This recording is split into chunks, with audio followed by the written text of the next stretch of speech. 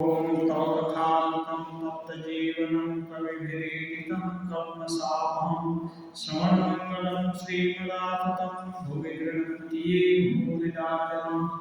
श्री रामकृष्ण वचनामृत। साकार और निराकार और कर्तव्य बुद्धि के विषय में बात हो रही है। थोड़ी देर पहले श्री रामकृष्ण देव ने कहा है ईश्वर के संबंध में अनुमान लगाना आदि व्यर्थ है। उनका ऐश्वर्य अनंत है। बेचारा मनुष्य मुंह से क्या उसको प्रकट कर सकता है। ईश्वर को पूरा पूरी मुख से नहीं बोला जा सकता। इसलिए न नेति विद्या सुतयो गृह्णन्ति। ये जो नेति नेति कह के श्रुति लोग चुप इतना भरी करती है कि ये नहीं है, वो नहीं है, वो नहीं है। यही है, ये कोई श्रुति नहीं बोलती है। तो इस बोलने का तात्पर्य यह है कि बोलना तो मन बुद्धि के अंदर की बात है। जहां मन बुद्धि नहीं रहेगा वहां की बात भाषा कैसे बोलेगी। इसलिए नेति नेति यह नहीं वो नहीं ऐसा करके बोलते हैं। समाधि अवस्था में ब्रह्म वस्तु क्या है उसको बोला नहीं जा सकता, लेकिन उसकी तरफ संकेत कर दिया जाता है कि इससे भी बात, इससे भी परे, इससे भी अद्भुत चीज है और वही सत्ता है, उसी की सत्ता है। और बाकी ये सब जो है एक केवल 2 दिन के लिए है। ये अल्टीमेट सत्य नहीं है। श्री रामकृष्ण देव ये भी कहते हैं उन्हें क्या समझा जा सकता है, ईश्वर को पूरा पूरी नहीं समझ सकते। इस तरह से समझा जा सकता है कि वही लीला खेला कर रहे हैं, लेकिन पूर्ण रूप में ईश्वर का ज्ञान किसी को हो गया है ऐसा कोई क्लेम नहीं कर सकता।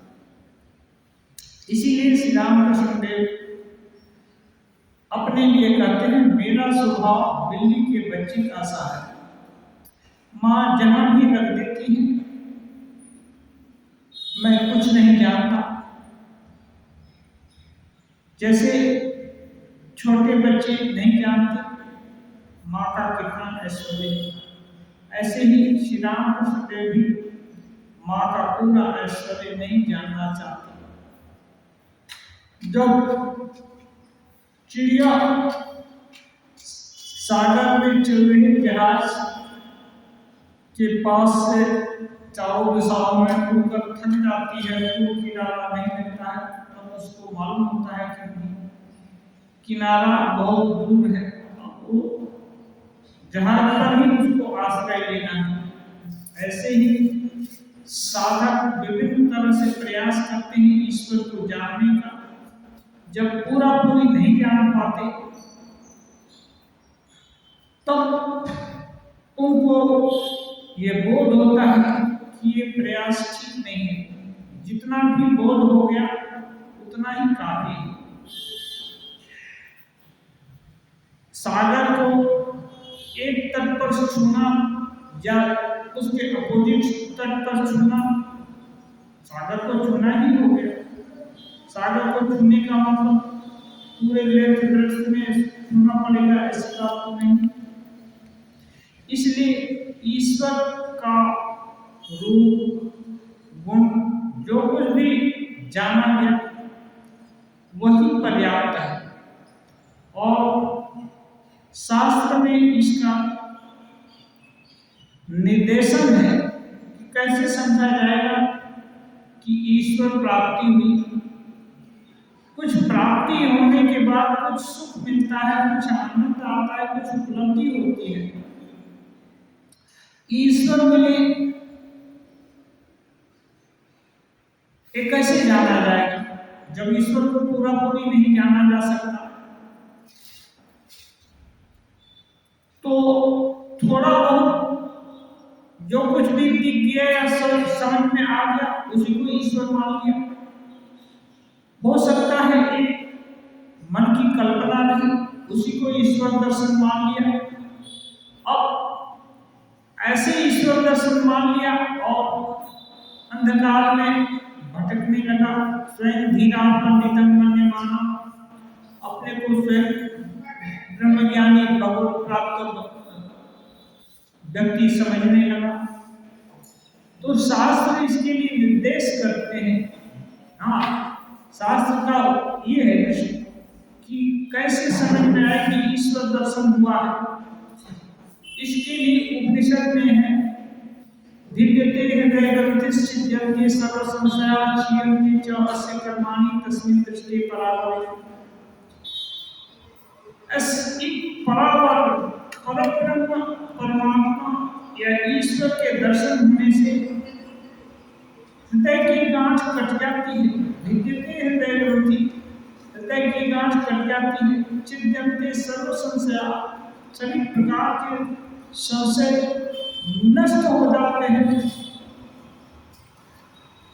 क्षीयन्ते च अस्य कर्माणि, और जो साधक है, जो जीवन, उसके सभी कर्म, हम सभी लोग कुछ कुछ कर्म करना है ऐसे संकल्प के द्वारा बंधे हुए हैं।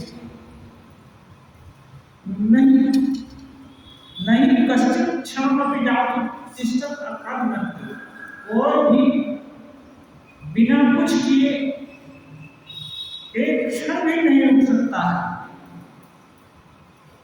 इसलिए हमको कर्म के द्वारा बंधे हुए हैं, ऐसा स्वभाव हो गया है। लेकिन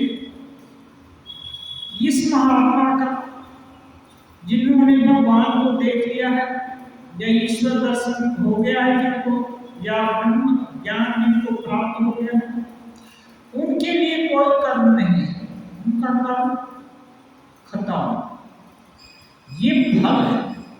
नहीं तो श्री रामकृष्ण देव या कोई भी अवतार, राम जी के, कृष्ण जी के रूप के जैसा कोई व्यक्ति आ जाए और वो खुद ही कहे नहीं, तो उस पर विश्वास करके कोई भ्रम भी हो सकता है।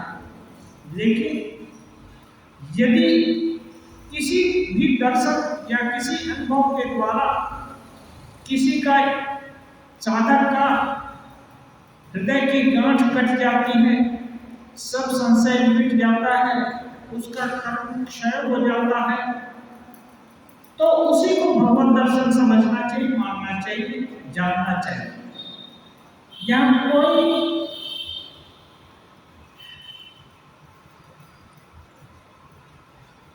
शार्टकट समझौते की, जो संक्षिप्त समझौता की जरूरत नहीं है।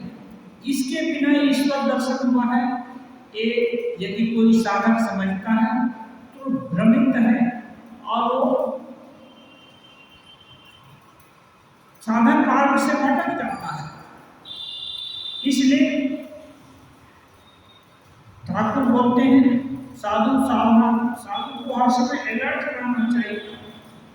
सबसे असावधानी ये होती है, बहुत हो गया, जो पाना था पा लिया, झूठा अभिमान हो गया, मान्यता झूठी आ गई। इसलिए कितने दर्शन श्री रामकृष्ण देव को हुए, कितनी अनुभूतियां हुई, फिर भी बार बार को शंका हो जाती, क्या ये सत्य है, क्या ये सत्य है, और उसकी विभिन्न तरह से परीक्षा भी की। यहाँ तक कि एक साधारण निर्जीव पत्थर को देखकर बोले मेरी अनुभूतियां यदि सही हो, तो पत्थर 3 बार कूदे तो 3 बार कूदता है। अमुक जगह का राजा आकर मुझसे बात करे तब मानूं कि मेरी अनुभूतियां सही। बिना बुलाए अकारण अमुक जगह का राजा आकर बात करता है। जो भी कल्पना करते हैं वो सभी पूरा हो जाता है। ये सब देख करके, रात दिन अनुभव करके, तब श्री रामकृष्ण देव प्रशांत मुद्रा में हुए। तब माता जी बोली थी भाव में रहो, और क्या है, इस जीव जगत का भाव और ईश्वरीय भाव दोनों का ये जो जंक्शन पॉइंट है, जैसे दरवाजे का चौखट है, चौखट पर यदि हम खड़े होंगे, इधर भी देखेंगे उधर भी देखेंगे, तो श्री राम कृष्ण देव की ऐसी अवस्था हो गई, क्योंकि उनके द्वारा जगत का कल्याण माता जी कराना चाहती थी, डिवाइन मदर कराना चाहती थी। इसलिए यदि वो एकदम दैवी भाव में ही हर समय विभोर रहेंगे तो जीवों के साथ संवाद उनका नहीं होगा, व्यवहार नहीं होगा, फिर इनको शिक्षा कैसे देंगे? जिसको शिक्षा देनी होती है उसके समस्या को, उसकी जरूरत को समझना पड़ता है, तभी उसको आगे बढ़ाया जा सकता है, आगे ले जाया जा सकता है। यदि उसकी समस्या या उसके दिल का भाव नहीं जान करके टीचर कुछ बोलते चले जाए तो एक अधूरी शिक्षा होगी, एक पूरी शिक्षा नहीं। इसलिए कोशिश करना है कि जिनके लिए शिक्षा दी जा रही है या जिनको पढ़ाया जा रहा है या जो उसके लाभार्थी हैं, उनके दिल की क्या बात है, उनके मन में क्या है, उनकी शारीरिक मानसिक अवस्था कैसी है, वहाँ आकर के उनको यदि आगे की तरफ ले जाएंगे तब वो समझ पाएंगे। नहीं तो फिलॉसफी अनंत पारंकिक शब्द शास्त्र, अनंत फिलॉसफी है और बोलते रह गए और जो सुनने वाला है उसके पल्ले कुछ भी नहीं पड़ेगा, तो ये शिक्षण नहीं हुआ। हाँ, तो इसका एक निरर्थक शिक्षा हो गई। ऐसे ब्रह्म वस्तु तो कण कण में है, ईश्वर कण कण में है, लेकिन दुख का पारावार तो शेष नहीं होगा, दुख तो बना ही है, दुख में भी ईश्वर है लेकिन बड़ा है। लेकिन जिनको ईश्वर लाभ हो गया उनका दुख खत्म हो जाता है। शरीर भले कष्ट पाए या जो हो, लेकिन उनके दिल में कोई कष्ट नहीं होता है, ये शास्त्र बोलते हैं, ये महापुरुष लोग अनुभव किए हैं और उनके जिंदगी में एक प्रत्यक्ष उदाहरण है उनका जीवन। इससे अन्य साधक या अन्य जिज्ञासु लोगों को समझना पड़ेगा कि नहीं, जब ऐसी उपलब्धि हो गई तभी समझना है कि भगवान लाभ हो, नहीं तो अभी पीछे के किसी बेंचमार्क को देख रहे हैं। जैसे माइलस्टोन होता है ना, अभी दिल्ली जाना है तो यहाँ से दिल्ली जाने में हजारों माइलस्टोन होंगे, अब उस माइलस्टोन पर दिल्ली लिखा हुआ है तो इसका मतलब दिल्ली थोड़े है, उस पर मार्गदर्शन निर्देशन है कि एक दिल्ली यहाँ है, ऐसी बात है। इसलिए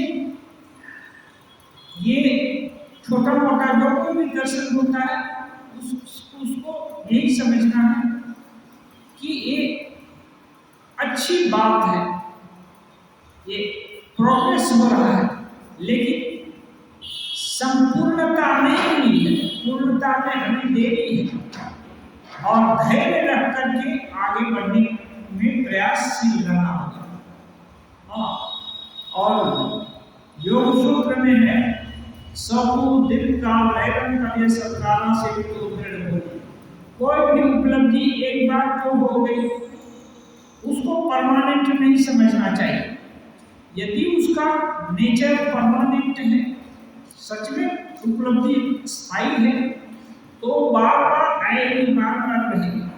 ठाकुर को शुरू में माँ काली के दर्शन भी, जिस समय खंड से वो प्राण दे देना चाहते थे, 3 दिन 3 रात तक अबाध दर्शन होता रहा। चौथे दिन तो घट गया तो आत्मनाद करने लगे, क्रंदन करने लगे, नाक रख करने लगे भूमि पर, बार बार छटपटाने लगे, क्योंकि उसका जो स्वाद था उस दर्शन का ये जगत में नहीं था, और उससे वो अलग नहीं होना चाहते थे। माँ के आदर्शन की पीड़ा एकदम असह्य होती थी। बहुत कष्ट किए, बहुत रुदन किए, बहुत दिन के बाद फिर माँ का दर्शन स्वाभाविक हुआ। तब जब चाहते तब माँ का दर्शन होता, वो भी स्पॉन्टेनियस हर समय नहीं होता। यदि हर समय दर्शन होता है तो इस जगत का व्यवहार ही नहीं होगा। हाँ, लेकिन नहीं, जब चाहते तब माँ का दर्शन हो जाता, उनका झंझट दूर हो जाता, मन में व्याकुलता नहीं होती। हाँ, नहीं, मन को व्याकुल हो जाता। तो ये इससे समझना पड़ेगा कि जो भी अनुभव हुआ है वो तभी स्थायी है जबकि वो बहुत समय तक लगातार बना रहे। कोई उतावलीपन का जरूरत नहीं है, क्योंकि ये रास्ता बहुत कठिन है और बड़ा ये है, उपलब्धि बहुत बड़ी है। किसी को भगवान लाभ हो जाए, किसी को ब्रह्म ज्ञान हो जाए, ये साधारण बात नहीं है। ये विश्व ब्रह्मांड की जितनी भी उपलब्धि है, किसी भी ग्रह नक्षत्र पर जाना या वहां का कमांड अपने हाथ में लेना या कुछ भी, उससे अनंत गुनी बड़ी उपलब्धि है ब्रह्म ज्ञान। सारा जिंदगी की समस्या का समाधान हो जाता है, संशय खत्म हो जाते हैं। तो इस उपलब्धि के लिए व्याकुलता जरूरी है, लेकिन अधैर्य ठीक नहीं। धैर्य के साथ व्याकुलता।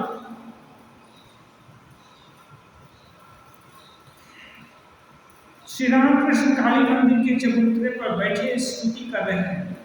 ओ माँ, ओ माँ ओंकार रूपिणी माँ, ये लोग कितना सब वर्णन करते हैं माँ, कुछ समझ नहीं सकता। ये लोग शास्त्र और शास्त्र को पढ़ने वाले, बोलने वाले लोग बहुत तरह से माँ का वर्णन करते हैं। जैसे पद्मलोचन आदि, ये जो वैष्णव चरण गौर पंडित, ये सब लोग शास्त्र जानते हैं। ठाकुर बोलते हैं कुछ समझ नहीं सकता, कुछ नहीं जानता हूँ माँ, शरणागत शरणागत, केवल यही करो माँ जिससे तुम्हारे श्री चरण कमलों में शुद्धता भक्ति हो। अब और अपनी भूल मोहिनी माया में मोहित न करो माँ, शरणागत शरणागत।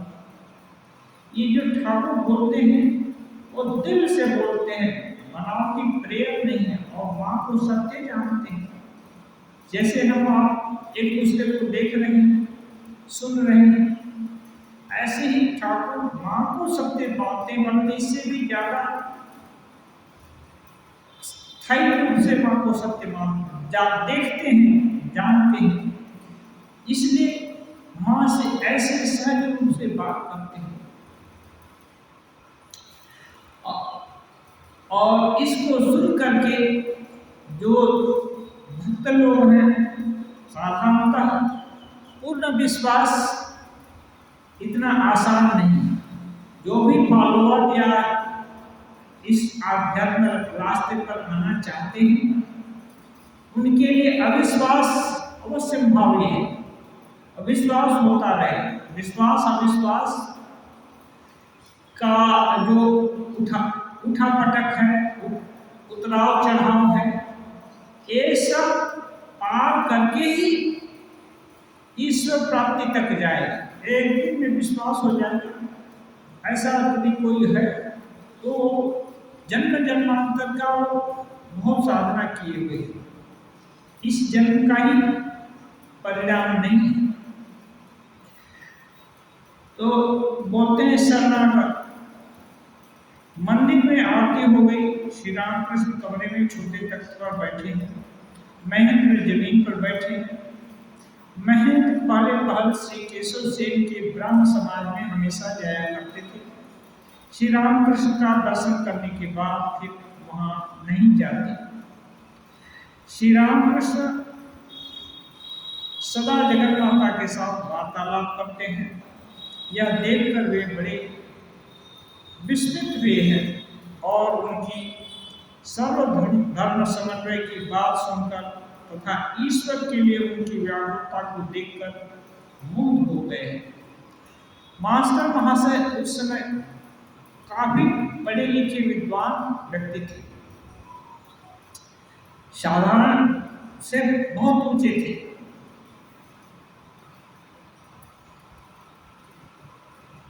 केशव बाबू के यहाँ जब जाते थे तो लेक्चर सुनते थे, अच्छा लगता था। लेकिन जब मिश्री कैसी होती है, उसका टेस्ट इतना मीठा होता है, वो होता है सुना, तो एक चीज केशव बाबू के यहाँ सुनते। अब जब मिश्री खाने को मिल गई तो फिर केवल उसका वर्णन सुनने को जाएगा। तो यहाँ प्रत्यक्ष देख रहे हैं ठाकुर जगन माता के साथ वार्तालाप कर रहे हैं, बनावटी नहीं, उनमें परिवर्तन हो जाता है और वैसे हाव भाव हो जाते हैं, बनावट नहीं। और इतने उदार कि सबको एक्सेप्ट करते हैं, सब धर्म मत जितने हैं सबको स्वीकार करते हैं। यहाँ तक कि ब्रह्म समाज के लोग जो कि भले ही केवल व्याख्या करते रहे होंगे या ऊपर से उपासना करते रहे, उनको भी ठाकुर नमस्कार करते थे, उनको भी इज्जत देते थे।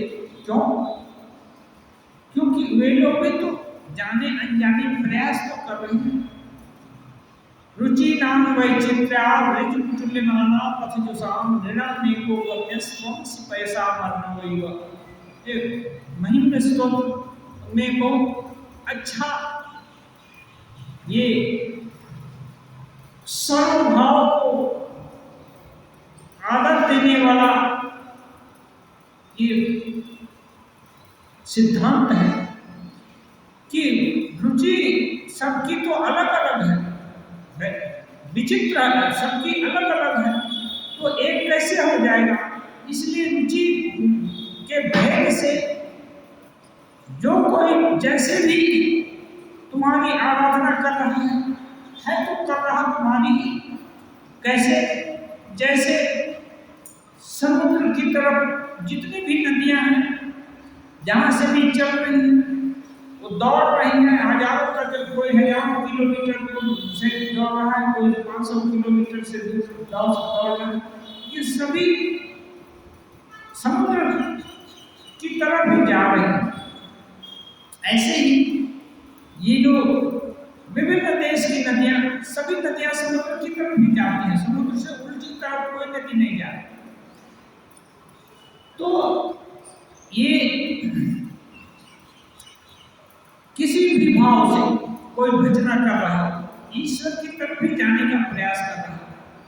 और इस विषय को लेकर के कितने विवाद हुए, मतांतर को लेकर हजारों साल तक लड़ाइयां चली हैं, कितने विरोध हुए हैं सब।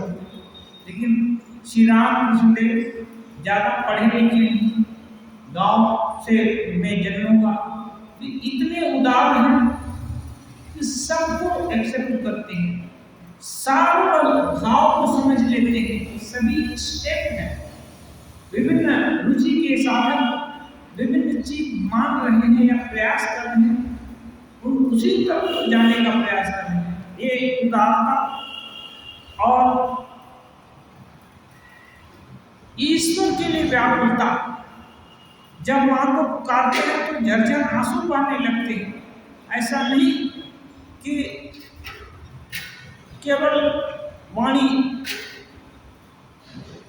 कुछ शब्द निकाल रहे हैं, एकदम हाव भाव भी वैसे ही हो जाता है। इतनी व्याकुलता, इतनी तन्मयता एक केशव बाबू के यहाँ नहीं। जो भी रामकृष्ण देव के शिष्य इनके संपर्क में आए और फिर इनको छोड़कर और कहीं उतना अच्छा भाव पाए नहीं, इसलिए नहीं आते। और केशव से भी श्री रामकृष्ण देव के भाव से भावित हुए, अब बहुत उन्नत हुए, वो भी माने, और माने ही नहीं, केशव और इंडियन मिरर में श्री रामकृष्ण देव का प्रचार भी किया।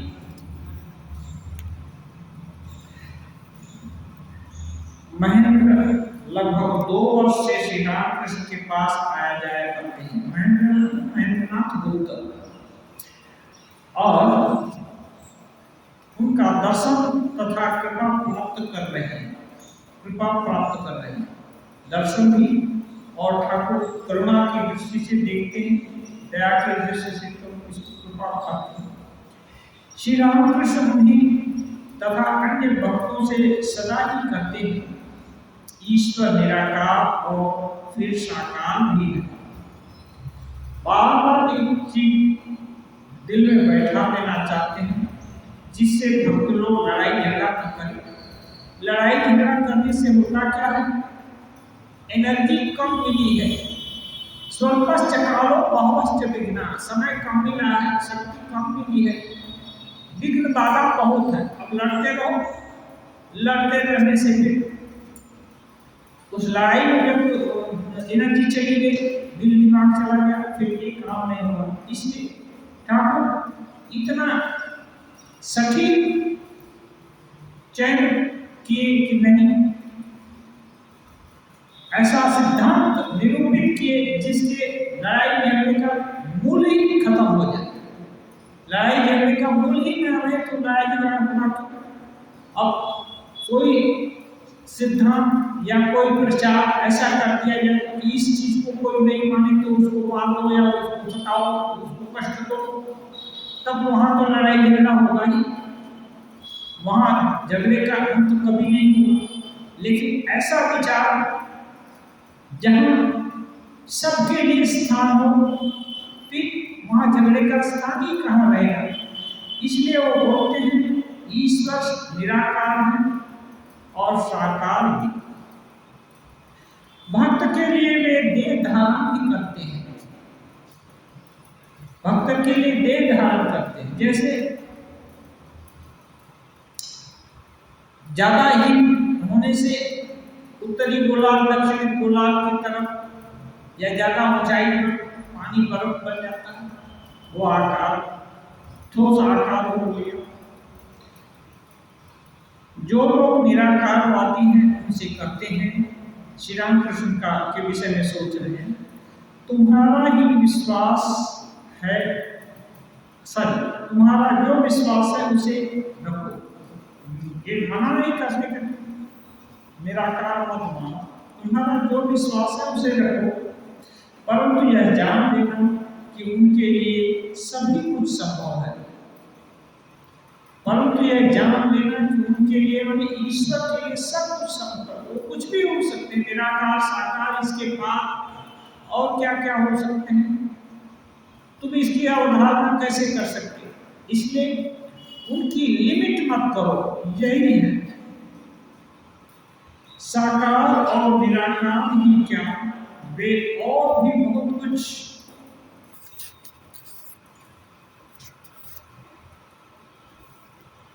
बन सकते हैं। बोले साकार ही से साकार निराकार ही क्या, और बहुत कुछ बन सकते हैं, कुछ भी हो सकते हैं।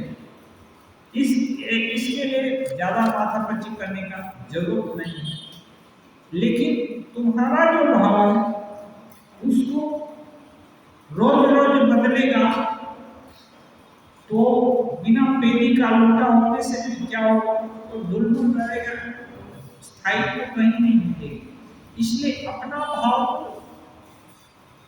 स्थिर ही रखना पड़ेगा। एक भाव का अवलंबन नहीं किया तो साधन पथ पर आगे नहीं बढ़ेंगे। इसलिए रोज गुरु बदलते रहेंगे तो भी नहीं होता है। जो गुरु हमारे बोल दिए, अन्य जितने भी गुरु बोल रहे हैं उनमें यदि कुछ अच्छा है तो ये मान लेना है ये मेरे गुरु ही बोल रहे हैं, बात खत्म हो गई। जहां से भी कुछ अच्छा फेवर मिला, यदि हम समझते हैं कि ये भगवान दे रहे हैं, झंझट खत्म हो गया, इसके उसके पीछे दौड़ने का जरूरत नहीं है। आज जो कुछ भी हम सेवा दे रहे हैं, भगवान की सेवा कर रहे हैं, तो फिर एक साल भी किसी का आने की इच्छा नहीं रहेगी, भगवान की सेवा कर दिए वो हो गया।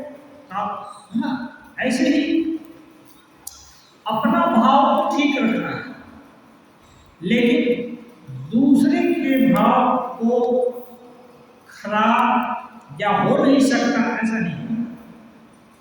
महेंद्र श्री रामकृष्ण कह रहे हैं महेंद्र से, तुमने तो एक को पकड़ लिया है निराकार। श्री रामकृष्ण देव कहते हैं तुमने तो एक को पकड़ लिया है निराकार। क्योंकि शुरू में जब मास्टर महाशय से भेंट हुई तो श्री रामकृष्ण ने पूछे थे तुम साकार मानते हो या निराकार? तब वो बोले मेरा तो दिल साकार नहीं है, हाँ मैं तो साकार ही मानता हूँ, सॉरी निराकार मानता हूँ, मेरी निष्ठा निराकार नहीं। तब रामकृष्ण देव बोले ठीक है तुम्हारी निष्ठा पकड़ कर रखो, लेकिन जो कोई साकार मानता है ईश्वर को, वो उसको तो मना नहीं करना, उससे विद्वेष नहीं करना। वो भी हो सकता है इस निराकार है तो उसको पकड़ कर रखो, लेकिन ये मानना कि वो और कुछ हो सकते हैं। मैं जी हाँ, परंतु जैसा आप कहते हैं सभी संभव है, साकार भी संभव है। धीरे धीरे महेंद्र मानने लगे हैं ठाकुर का भाव, परंतु जैसा आप कहते हैं सभी संभव है। धीरे धीरे महेंद्र की बुद्धि ये मानने लगी है कि नहीं, रामकृष्ण देव जो बोलते हैं ठीक करते हैं, अपने बुद्धि से ईश्वर को कैसे लिमिट किया जा सकता है, इसलिए वो कुछ भी हो सकते हैं, वो भी संभव है। श्री रामकृष्ण बहुत अच्छा। अब दवाई काम कर रही है, माने एक कहावत है संस्कृत में, नमन्ति फलिनो वृक्षा। जब फल ये जो लग जाते हैं ना पेड़ में, तो वृक्ष थोड़ी झुक जाते हैं। जब तक फल नहीं लगता, फल लगने का मतलब वो अब समृद्ध हो गए हैं। जब समृद्ध हो गए हैं, वृक्ष की समृद्धि क्या है? अच्छे फल फूल। अब जब समृद्ध हो गया तो झुक गया, विनम्र हो गया, तो विनम्र होने से उसकी महत्ता बढ़ जाती है।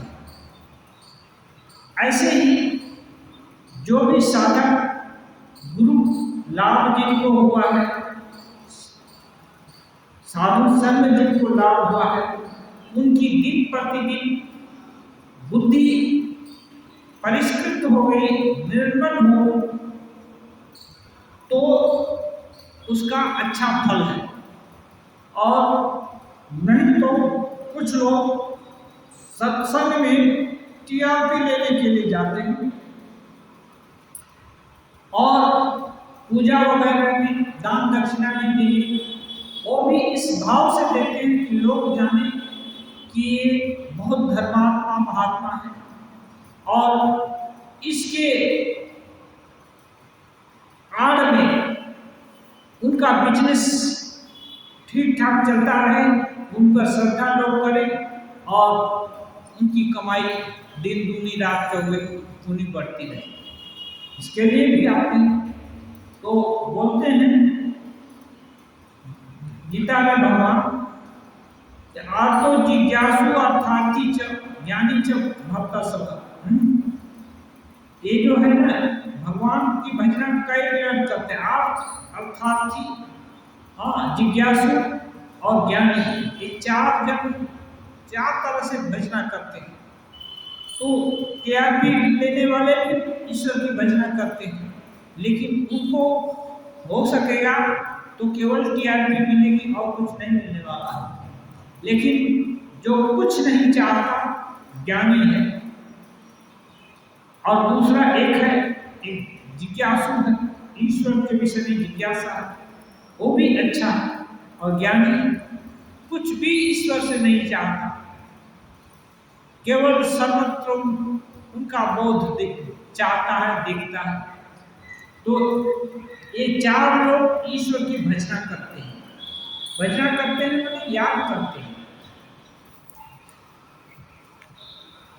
श्री रामकृष्ण बहुत अच्छा, और यह भी जानूं कि वे चैतन्य रूप में चराचर विश्व में व्याप्त हैं। श्री रामकृष्ण देव दूसरा सूत्र दे रहे हैं, और यह भी जानूं साकार निराकार तो है, लेकिन चराचर में जो कुछ भी चर और अचर, सजीव और निर्जीव, इसमें जो कुछ भी है वो ईश्वर से व्याप्त है, ईश्वर सब में व्याप्त है।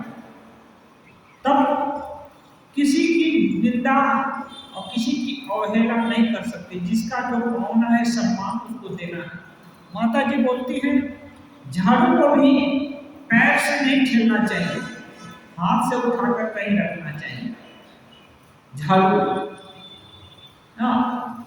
हर चीज क्यों, मान्यता यह है कि सभी द्रव्य में लक्ष्मी का वास है, सभी लक्ष्मी से ओतप्रोत है।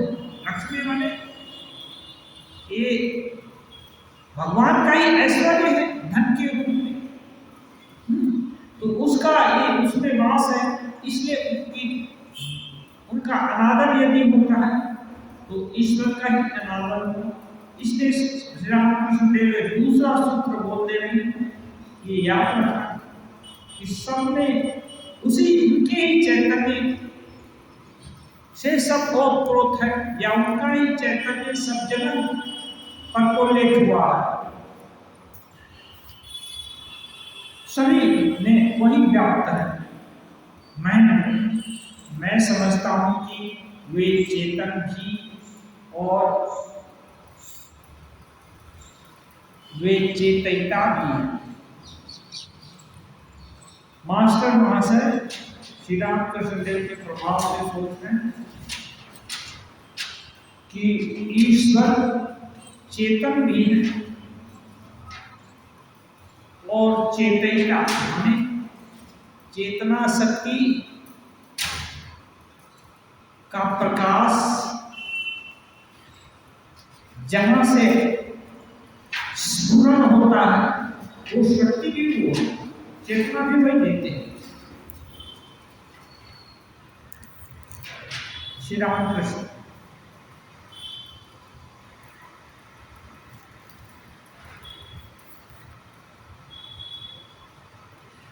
अब उसी भाव में रहो। श्री रामकृष्ण बोल रहे हैं जब इतना तुमको मालूम हो गया, उनकी इच्छा से चेतना होती है, वही सब जगह व्याप्त है, और उस भाव को प्रकट करो। खींचतान करके भाव बदलने की आवश्यकता नहीं। अब जब ये भाव हो गया, खींच खांच करके उसको भाव मत बदलो। इसका मतलब क्या है? खींच खांच कैसे होता है? शंका होती है, क्यों हो सकता है ये भी न हो, वो हो, या उस भाव को ग्रहण करने से ज्यादा लाभ हो, उस भाव को ग्रहण करने से ज्यादा लाभ हो। तो ये है, इसलिए मन का पूरा अंश इस भाव को पकड़कर नहीं रखेगा। एक अंश नए भाव को सर्च करने में लगेगा, खोजने में लगेगा। इसलिए श्री रामकृष्ण बोलते हैं नहीं, एक अच्छा भाव यदि तुमको मिल गया है तो इसी भाव में रहो, बाकी अन्य भाव को छोड़ दो, इसको पुष्ट होने दो। जैसे अभी 1 क्लास में छोटा बच्चा भर्ती हो गया अभी उस क्लास में न पढ़ करके वो यदि दूसरी कक्षा के तीसरी कक्षा के क्लास में जाकर झांक झांक करके देखता रहे तो उसकी यहाँ की पढ़ाई नष्ट हो गई, उधर भी कुछ नहीं समझ में आया। इसलिए साल भर तो उसको जब तक परीक्षा न दे दे तब तक उसी क्लास की चीजें पढ़नी है, आप देखिए उसी क्लास पर जोर देना पड़ता है। जब पास हो गए फिर अगला क्लास देखेंगे। ऐसे ही साधना में जब एक भाव परिपुष्ट हो जाता है, श्री रामकृष्ण देव जब जो भी साधना की उस भाव की पुष्टि होने तक, वो भाव पूर्ण नहीं होने तक वो दूसरा भाव ग्रहण नहीं किए। उनका जीवन इसका प्रत्यक्ष प्रमाण है कि वो एक भाव को ले लिए बस और बाकी सब भाव भूल गए। और विवेकानंद जी भी कहते हैं, एक विचार ले लो, उसी को सोचो, उसी को समझो, तुम्हारे जितने भी स्नायु हैं, रक्त मांस जो कुछ भी है, इसमें उसी भाव को परकोलेट होने दो दिल दिमाग में, और बाकी सभी विचार को छोड़ दो। यही जो उन्नति का है ना, ये उपलब्धि का श्रेष्ठ मार्ग यही है। इसी का जो लोग अवलंबन किया है वे लोग महापुरुष हुए हैं। नहीं कि 24 घंटा में 24 भाव, एक घंटा का एक भाव रहेगा तो कोई भाव पुष्ट नहीं होगा। एक भाव तब तक कंटिन्यू रहेगा जब तक वो पूरा ना हो। ये साधना है, ये प्राइमरी मिडिल स्कूल की किताबें नहीं है कि ये भी पढ़ना वो भी सर को पढ़ाया वो भी पढ़ाया। ये साधना है, इसमें एक भाव पुष्ट हो गया तो बहुत बड़ी उपलब्धि हो गई। तो इसको बोल रहे हैं, किसी भाव को खींच खांच करके उसको हटाओ। धीरे धीरे जान सकोगे कि वह चेतनता उन्हीं की चेतनता है। वो बोल रहे हैं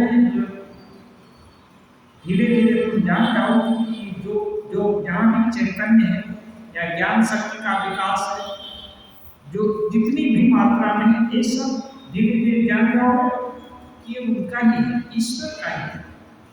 वे ही चैतन्य स्वरूप, ईश्वर ही चैतन्य स्वरूप है, बाकी कुछ नहीं है। ये तुमको पता चल जाए। अच्छा, तुम्हारा धन दौलत पर मोह है। अब श्री रामकृष्ण देव दूसरी चीज बोल रहे हैं, तुम्हारा धन दौलत पर मोह है। अब बात क्या है, माँ के सामने बच्चा खुल करके हर बीमारी बता दे तब तो माँ उसके लिए उपाय करेगी या कराएगी किसी से। ये श्री रामकृष्ण देव श्रेष्ठ गुरु हैं। धीरे धीरे करके एकदम शिखर पर ले जाते हैं। पहले तो बोले साकार निराकार, जिसमें भी विश्वास है तुम उस विश्वास को पकड़ो और दूसरे को खराब मत समझो, वो भी हो सकता है। दूसरा बोले जो भी चैतन्य देखते हो वो उनका ही है, और बाद में तुमको पता चलेगा कि चैतन्यता जो जहाँ कहीं भी है वो सब उनकी ही है। भगवान गीता में बोले यदि विभूति मत सत्व श्रीमदूर्जिमेव तत्त देवावक्षत हम तेजस सको। जहाँ कुछ भी विलक्षण चीज दिख रही है वो जानो मेरे ही अंश से है। हाँ, तो चैतन्य बोध जहाँ कहीं भी है वो सब ईश्वर का ही है। जो कुछ भी उत्कृष्टता कहीं भी दिख रही ईश्वर के अंश से है। वहाँ ईश्वर का वास है। अब ठाकुर बोल रहे हैं क्योंकि ये जब काम क्रोध मद क्रोध लोभ मत्सर ये सब जो है ना साधना में खींच देते हैं, पीछे खींचते हैं, वो भाव को स्थायी नहीं रहने देते। इसलिए ठाकुर बोलते हैं तुम्हारा धन दौलत पर मोह है, मोह रहेगा तो ये पीछे पीछे खींच देंगे, साधना उस समय कुछ देर के लिए प्रतिहत हो जाएगी, आगे नहीं बढ़ने देंगे। हाँ, श्री राम कृष्ण वह तो सही। अब महेंद्र बोल रहे हैं, देखिए गुरु से कोई दुराव माने छिपाना नहीं चाहिए, इसलिए श्री राम महेंद्र बोल रहे हैं जी नहीं, परंतु हाँ इतना अवश्य सोचता हूं कि निश्चित होने के लिए, निश्चित होकर भगवान का चिंतन करने के लिए धन की आवश्यकता होती है। और मास्टर नसरुद्दीन का बोल रहे हैं कि इतना लोभ नहीं है,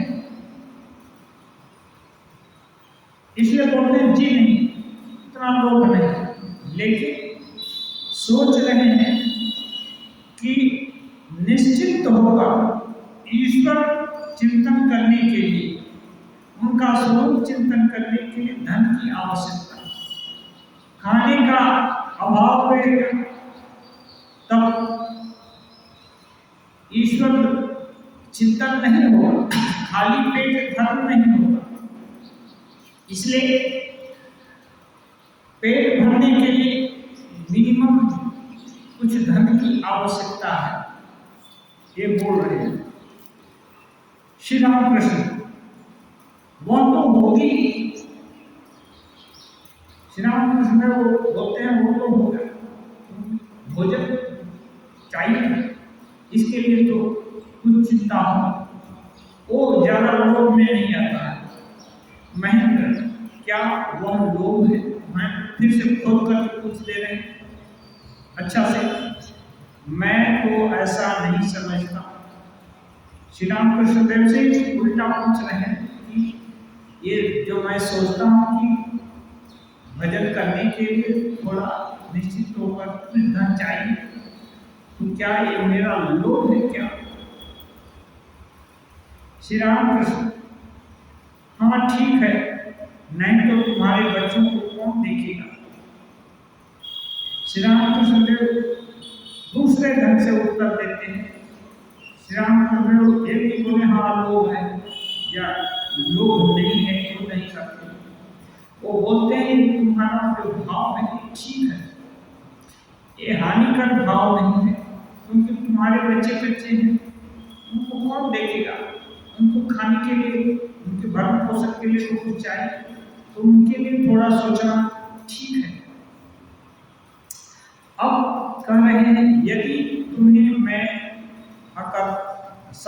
यदि तुम्हें मैं अकर्ता हूं यह ज्ञान हो जाए तो फिर तुम्हारे लिए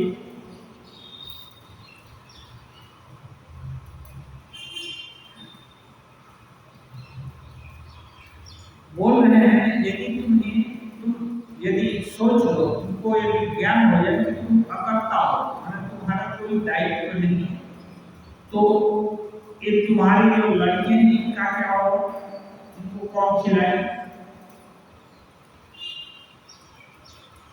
ऐसा हो जाए तुम्हारा कि उनको कुछ करने की जरूरत है, अकर्ता होने कुछ करने का जरूरत है, मैं तो नहीं करता, ईश्वर ही कर रहे हैं, तो फिर एक बच्चों को कौन खिलाए? मैंने सुना है कर्तव्य का बोध रहते ज्ञान नहीं होता। मैंने कर्तव्य एक होते क्षीयते च अस्य कर्माणि तस्मिन् दृष्टि परावरे, कर्तव्य बोध खत्म हो जाता है। वही माया पूछ रहे कि सुना है कर्तव्य का बोध रहते ज्ञान नहीं होता। बात क्या है? कर्तव्य का बोध जबरदस्ती हटा देने से नहीं होता।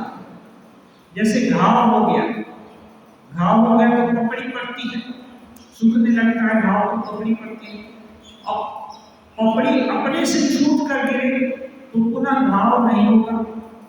यदि जल्दी से चिकना करने के लिए तुम्हें पकड़ी को खींच कर हटा दिया जाए तो फिर घाव हो जाए। ऐसे ही यहाँ भी है। हाँ, वो कह रहे हैं गौरव करने से ज्ञान नहीं होता। कर्तव्य मानो प्रखर सूर्य है, और ये भी बोल रहे हैं कर्तव्य मानो प्रखर सूर्य है, तेज सूरज है, उसको छोड़कर जाने का जो नहीं, जहां कहीं भी है दृष्टि वही उसी पर जाती है, तेज सूर्य है ना, उसी की तरफ जाती है। श्री राम कृष्ण अब उसी भाव में रहो। इसके बाद जब यह कर्तव्य बुद्धि स्वयं ही चली जाएगी तब फिर दूसरी बात है। श्री राम कृष्ण देव सोल्यूशन दे रहे हैं, तुम्हारा जो भाव है कि नहीं कुछ धन की आवश्यकता है, इसके लिए निश्चित होकर भजन करने के लिए, तो उस भाव को पकड़ कर रखो।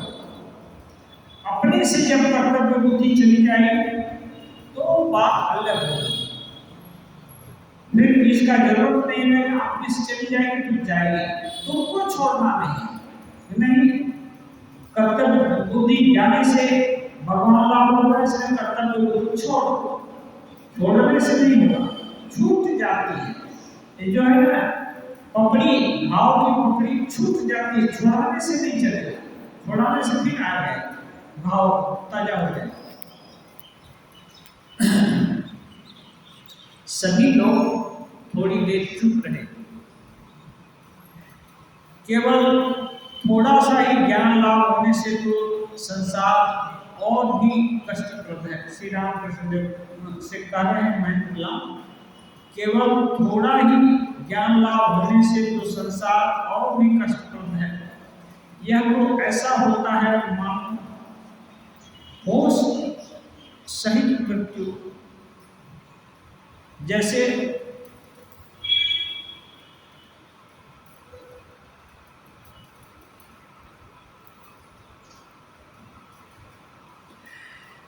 ये बोल रहे हैं कि थोड़ा मोड़ा यदि ज्ञान हो जाए तो ये ऐसा ही है, बहुत कष्ट देगा। हाँ, क्यों हैजा रोग की जैसा बोल रहे हैं। हाँ,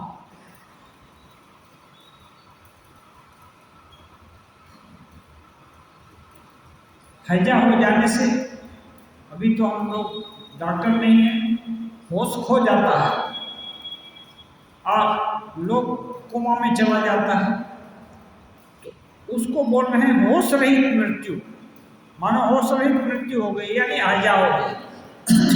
ऐसी अवस्था में श्री राम कृष्ण कर रहे हैं राम नाम। श्री राम कृष्ण देव दुख कर रहे हैं, क्या जीव का कितना ये है, एक कर्तव्य बुद्धि तुरंत को जाएगी नहीं, जाना तो संभव नहीं। तो श्री राम कृष्ण देव दुख करके कह रहे हैं राम नाम। माने इसका कोई ये नहीं बोल रहे हैं कि नहीं ये मृत्यु के जैसा नहीं है, ये कष्टप्रद है, लेकिन इसको सहना पड़ेगा, इसको छोड़कर उपाय नहीं है, कष्ट झेलना पड़ेगा, तभी संसार नौका से आगे बढ़ेंगे, संसार नौका में रहकर। संभवतः इस कथन से महेंद्र का तात्पर्य यह है कि मृत्यु के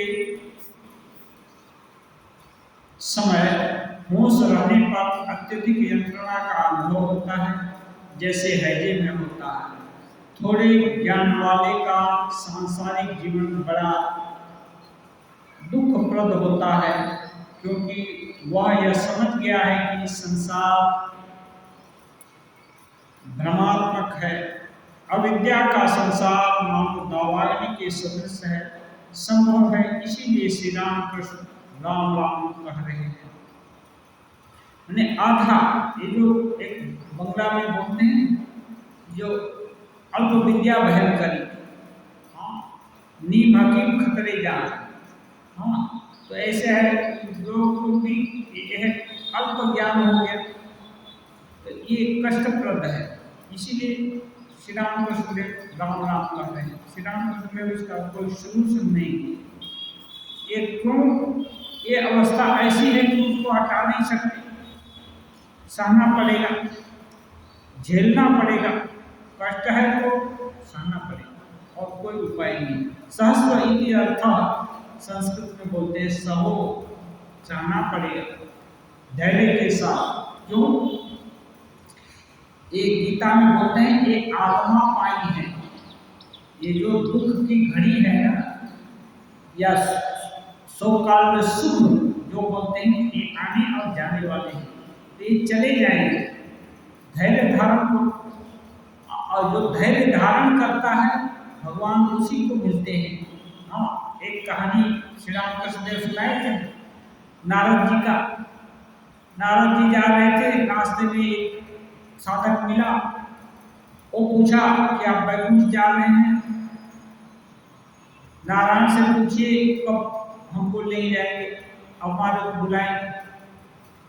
और आगे बढ़े तो एक और साधक मिला, वो भी पूछा यही बात, नारद जी नारायण भगवान कब मुझको बुलाएंगे, पूछकर हमको थोड़ा कृपा करके बताइएगा। जब नारद जी लौटे तो उन लोग से फिर मिले, माला तो बोले कि 3 जन्म तुमको और लेना होगा। वैसे ही उसका मुँह हाड़ी हो गया, वो दुखी हो गया और साधना छोड़ दिया। और अगले वाले के पास गए तो वो इमली के पेड़ के नीचे बैठा था। नारद जी बोले इस इमली के पेड़ में कितने पत्ते हैं, उतना जन्म तुमको लेना होगा, तब भगवान तुमको बुलाएंगे। ऐसा सुनना था कि वो एकदम उल्लसित हो गया और एकदम कूद फांद करके नाचने लगा, मानो उसको भगवान अभी मिल गए। नारद जी बोलते हैं अरे तो इतना उतावला क्यों हो रहा है? वो बोले प्रभु भगवान मुझको याद किए और मेरे लिए सीमा, समय की सीमा निर्धारित कर दी, इससे बड़ी भाग्य मेरी क्या होगी? इसमें प्रचंड पत्ते हैं, कभी ना कभी तो खत्म हो जाएगी और मेरा अहोभाग्य लौटेगा कि भगवान उनके दर्शन होंगे, भगवान कृपा करेंगे। इससे बड़ा और सुख क्या है? एक बहुत आनंद की बात आप बताएं। और थोड़े ही देर में देखते हैं नारायण भगवान गरुड़ के ऊपर सवार होकर उस साधक के पास चले आते हैं वैकुंठ ले जाने के लिए। नारद जी देख करके अवाक हो जाते हैं। वो पूछते हैं प्रभु आप बताए कि इतना जन्म उसको लेना पड़ेगा और मैंने बताया और आपने ये सब कर दिया, मेरी बात का क्या हो? वो बोले नारद तुम्हारी बात सत्य है और मैंने जो बोला वो भी सत्य है, लेकिन भोग की रही बात तो इसका हर्ष का अतिरेक इतना हुआ, इतना हर्ष, इतना प्रसन्न हुआ कि इसकी प्रसन्नता में इस इतने जन्मों का जो कर्म है ना, इसमें पूरा क्षय हो गया। उनका सुख दुख का भोग है ना पूरा हो गया और इसने विश्वास, इतना प्रबल विश्वास किया कि अब विश्वास ही न लगते सब, अब इसके विश्वास के बल के कारण हमको यहाँ इसको दर्शन देने आए। तो कर्म का फल भोगना ही पड़ेगा, लेकिन कैसे भोगना पड़ेगा? ये साधक के जीवन में यदि ज्यादा हर्षातिरेक होता है, भगवान के भरोसा होता है, तो हजारों जन्मों का कमाई, ये जो है कर्तव्य कर्म है, थोड़े क्षण में नष्ट हो सकते हैं। वो कुछ भी हो सकता है ईश्वर के राज्य में। इसलिए साधक को हर समय आशावान होना पड़ेगा और अंत समय तक आशा भरोसेमंद रह करके लगे रहना पड़े, कभी धैर्य नहीं छोड़ना है, चाहे जो कुछ भी हो जाए। ईश्वर दर्शन का लालसा, ईश्वर को पाने का जो इरादा है वो धूमिल कभी नहीं होना चाहिए। आज समय हुआ वो निरंजन नित्यमनंत रूपम भक्तात्म विग्रहम वै ईशावतारम परमेश्वरीयं राम कृष्ण शीर्षा